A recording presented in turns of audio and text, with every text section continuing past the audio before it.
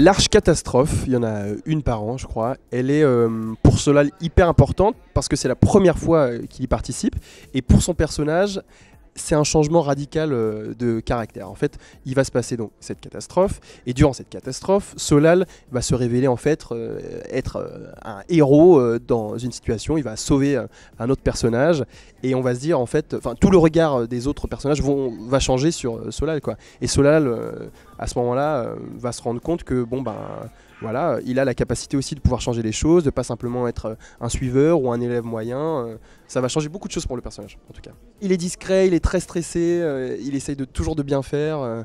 Mais là, dans le train, il va prendre ses responsabilités. Aussi par passion, par amour, il y a des choses qui vont être bouleversées. Par amour, on fait des choses dingues.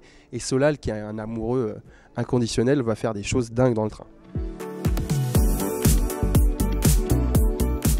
Il va avoir effectivement un sauvetage et un rapprochement entre Rose et Solal, comme vous l'avez dit, et ça va changer beaucoup de choses dans leur relation.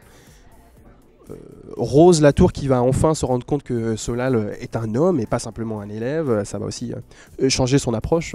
Antoine, c'est compliqué parce que vous allez voir dans le train, il y a aussi Suleiman qui est son fils, donc tout le monde va être blessé. Il n'y a pas de personne qui s'en sort vraiment indemne. Et lui, il va avoir un peu ce dilemme avec sa femme, son fils. Et ça va changer des choses dans leur mariage, des choses assez importantes après cette catastrophe, vous allez voir. Personne s'en sort indemne. Donc peut-être qu'il n'y a pas de mort, mais vous allez voir, on sera tous atteints dans notre chair. Et surtout, enfin, dans la psychologie des personnages, ça va changer beaucoup de choses. Donc effectivement, il n'y a pas de mort, mais en tout cas, c'est la fin de quelque chose, c'est la fin d'un cycle et c'est le début de quelque chose d'autre aussi, pour Solal particulièrement. Voilà. C'est génial parce qu'en tant que comédien, ça nourrit.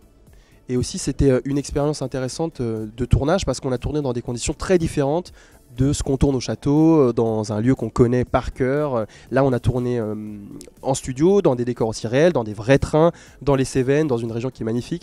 Et donc, ça nourrit en tant qu'acteur, évidemment. Parce que quand on tourne 100, 150, 200 jours par an, on a besoin de renouveau, on a besoin d'intrigues nouvelles, on a besoin de se surprendre, parce qu'à force, le personnage, on le connaît par cœur.